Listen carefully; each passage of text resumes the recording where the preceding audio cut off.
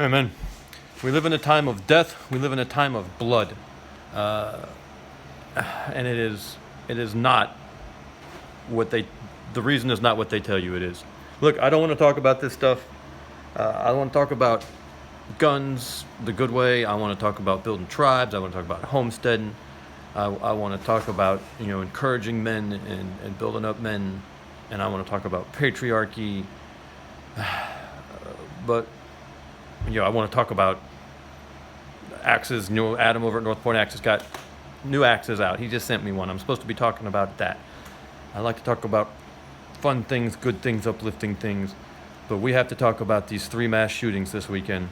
The one in Gilroy, California at the Garlic Festival, one at El Paso, Texas at the Walmart, and the one that just happened in Ohio at the bar.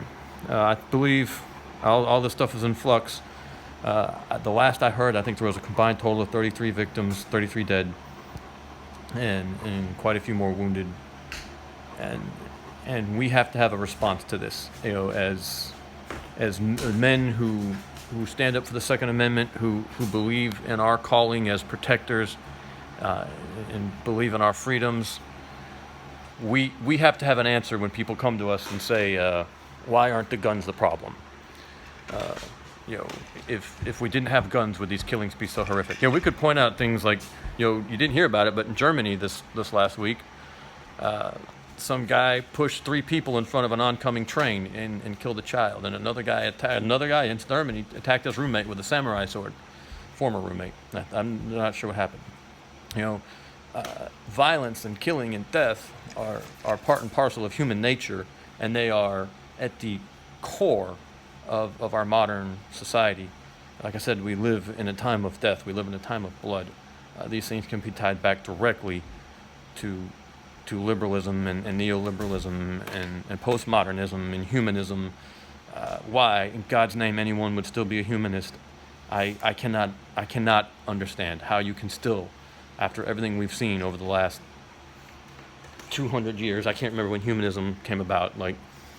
I know it was around the time of the revolution it was already a thing. How, after the last however long it's been, you could still be a humanist, I will never understand. You are some kind of stupid if you're still a humanist. Anyway, so what do we, as not just gun owners, but believers in the Second Amendment, and what do we say to these people when they come to us and say, you got to give me your guns, this has gone on too far, we got to do something? Because they're going to say it. Every time this happens, we lose more and more people, and that's the point. That's the reason behind this stuff. So why aren't the guns the problem? Why won't taking away the guns solve the problem? That's because the first reason is that we can look at times when before this happened, when guns were very prevalent, that these things didn't happen, and we can look at places where guns are very prevalent where they still don't happen. These things don't happen at gun shows. If guns caused mass killings, gun shows would be war zones. Gun stores would be bathed in blood, because there's hundreds, thousands, sometimes at these gun shows, tens of thousands of guns, and there's not one mass shooting. We can look at the military and see, a potent mixture of incredible firepower and young men full to the brim with toxicity, i.e. masculinity, and there's not mass shootings. Gun clubs and gun ranges would be nothing but cemeteries if guns caused the problem. If you go to where guns are, there's not mass killings, there's not shootings. There's exceptions, obviously, but not many. The mass shootings happen where the guns aren't. They actually happen in an absence of guns. But that might not be convincing, to the modern voter the modern citizen who just wants to live in, they would call it security and peace, but they just want to live an easy life that requires nothing of them. And when we tell them, that they're responsible for their freedoms and their family and their security, they don't want to hear that. They just want the problem to go away. They want to trade those freedoms for security. And we got to remind those people that trading your freedoms never brought anyone security. We can look at the Soviets, who were an incredibly dictatorial, tyrannical, murderous government, especially in the early years. The Russians they had even less freedom under the Soviets than they did under the Tsar in a lot of instances. The Bolsheviks took over and warfare started. Russia was plunged into like a 2 or 3 year civil war. They instantly started fighting with all the stands and everything underneath there and expanding their orbit. World War II came along, and then they invaded Eastern Europe and the Warsaw Pact and the Cold War. And from the time the Bolsheviks took over to like perestroika, whenever that was, like 88, 89, it was a time of war. The whole economy was on a war footing, and everything was the whole economic output was plowed back into their war machine. There was no peace. When the Germans gave up their freedoms to the Nazis, there was no peace. The whole world was plunged into war. As liberalism has taken hold, the last century, the 1900s were nothing but bloodshed and warfare the whole time. As liberalism advanced and humanism advanced, and they took over the intellectuals and the colleges and the elites, and the farther it went, the more bloodshed there became. You're never, ever going to trade your freedoms and get security in return. Someone who think about how sick and twisted someone would be who would say, "Hey, I can stop the violence. I can make you secure, but I'll only do it if you submit to me." That's a sick person. That is a twisted, evil person. Someone who says, "I can stop all this, but you've got to bow down to me." That is not anyone you want to have control over your life. But again, that's probably not a persuasive argument to a bunch of suburban soccer moms and elderly people and millennials. But it's an argument we got to make. It's a fight we got to have. I know a lot of times we don't want to be involved. As preppers and iconoclasts and outsiders, we want to be left alone. We want to build our tribes. We want to advance our quality of life and live with a clear conscience in front of our God and our fellow man. And we don't want to get involved with these idiots and morons around us. And I understand. You walk away from these people sometimes and you just feel dirty. And it seems like you never win, and it's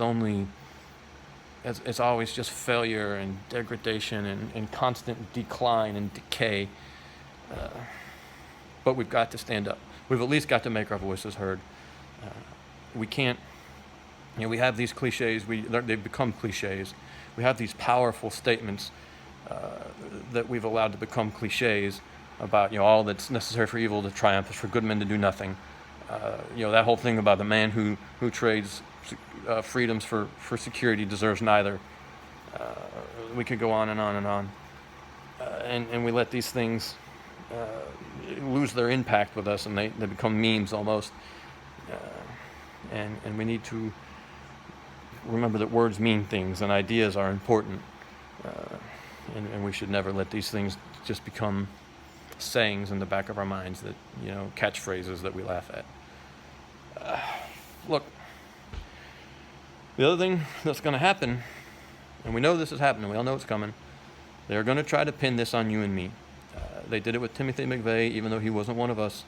He was a pre-Christian pantheist, pagan weirdo who believed stupid stuff about his proud Germanic heritage. His alleged proud Germanic heritage. This is what we've got to remember, people. Before Christianity found us, we sacrificed our children to trees. We were terrible. Everyone feared us because we raped and pillaged and burned and destroyed, and we built nothing and we had nothing, and we were completely controlled and cowed by hideous people. These druids, terrible people. We worshiped trees. We lived in fear and ignorance. We were illiterate. We were dirty. We were the armpit of the world. There was no one lower than us until we found Christianity. Never forget that. Please never forget that about where we came from and what we will go back to. Look, we act like we're all civilized now. Oh yeah, West, the West, the West. We'd hear about the West and Western civilization and all that time. Trust me, people. Once we've completely flushed Christianity out of our culture, we will go back to being the scourge of the universe. It is in our blood, and we have an ability and a facility with war and killing that unchecked will bring us again to be despicable, murderous people. That was an aside. I don't remember what I was going.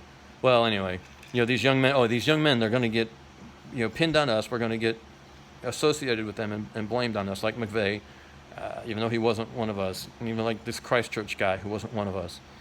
They're going to say they're one of us, and they're going to want to crack down on our guns. They're going to want to monitor our YouTube channels.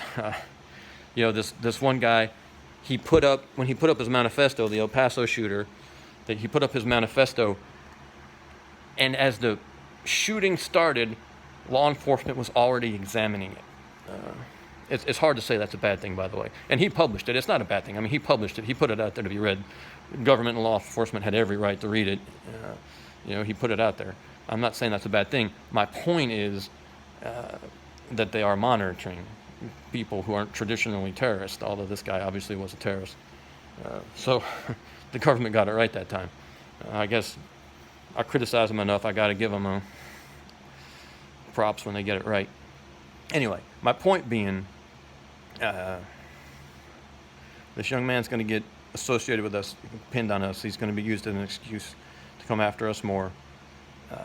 They're going to start describing, the greatest threat to the nation again. They used to describe it, even when Obama was in, it was something about, veterans, conservative veterans who tended to be pro-life. These were the greatest threats to the republic. They are going to bait and switch us with these guys too, even though they're probably, I highly doubt they were at all conservative or religious or pro-life or veterans. Actually, I know for a fact at least two of them weren't veterans. We're still going to get painted with this broad brush. The other thing we have to think about is these young men.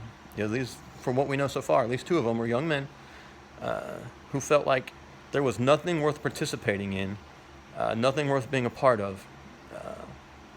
They only wanted to kill and destroy and lash out. Why? Why were these young men in their prime of, about to come into, the best part of life? Why were they so angry? Why were they so disaffected and disillusioned and vicious? We have to blame. We have to at least look at ourselves. Like I said, we can go to any military base and we can find tens of thousands of 19-year-old young men armed to the teeth with testosterone coming out of their ears, and there's no mass shootings. Why? It's not the guns. It's not being a young man. There's something else. And part of it, a lot of it, is this modern culture that tries to strip men of all respect and all position, all authority. They tell us we're fake. There are phonies. We have our toxic masculinity that we're forced into our man box by our fathers, and then we in turn force our sons into the man box. And if we'd all just come out of the man box and hug each other, we could cry and bang drums together and drink artisan teas. And young men, they're told that they're rapists and that they're predators and this whole hashtag Me Too thing. And they tell them, if you'll just be a nice guy and all that stuff, you'll succeed. And it's not true. It doesn't work. So these young men are disillusioned. They feel insulted and disrespected and lied to. And they're angry, and some of them lash out. A lot of them come from, they're raised by single mothers. They're in the public school system where they're lorded over by women all the time. In an environment that's designed by women to benefit women. This is going to happen more and more. And you know what? It doesn't matter if you take the guns away. We have 3D printing. Technology is advancing. They're doing crazy stuff these days with microwaves and drones. And our society is so integrated and dependent on certain things. We cannot stop people from killing. You take away the guns, they'll find something else. They'll start burning down high rises, hijacking fuel trucks and running them into, schools or something terrible. When people are angry and vicious and hate-filled, that's when they kill. And they look for the ways to do it as good as they can and make as big of a impact as they can. And if it wasn't guns, it's like I said, it's going to be fuel tankers. It's going to be, designer diseases and all this stuff we can do nowadays that we think, the government can control or that our power structures can only manipulate. Or,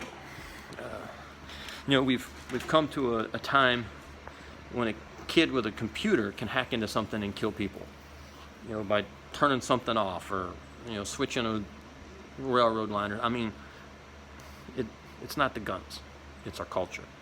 We have a culture of death. We live in a time of blood, and that is not going to change. And taking away guns isn't going to fix it. London has a terrible problem with knife crime now, and people throwing acid in other people's faces. Oh well, at least it's not mass shootings. I'm sorry, it's just a matter of degrees. It's the same thing, and trust me, when those guys with those knives find ways to do something bigger, like a couple of propane tanks lashed to something, they're going to. All right. The only thing you will buy yourself by giving up your freedoms is more tyranny, more oppression, more violence, more war. There you go, men. I'm sorry. I shouldn't have gone on that long. We're going to get back to the happy stuff soon, hopefully. But we can't give up the fight. We can't cede the moral authority. We can't tell them they're right. We can't sneak off to the corner and be ashamed of ourselves. We have nothing to be ashamed of. These men are not associated with us. They're not part of us. They're who we're trying to guard against. Because those young men, those kinds of people, they'll just be in power. If we give up our freedoms, if we give up our ability to defend ourselves and our ability to resist tyranny, those people will just be the ones in charge. And then they will be the only ones with the guns. And then you will not be able to practice your faith. You will not be able to raise your family in the way you see fit. You will not be able to live with your conscience clear before your God and your fellow man. Trust me.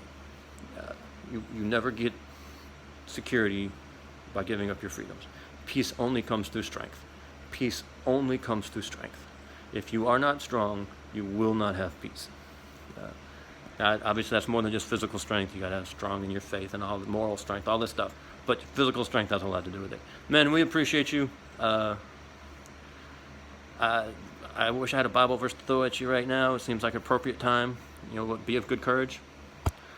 There's a bunch that would fit. But stand strong. Stand like men, and having done all to stand, stand. Men, we appreciate you. Thank you.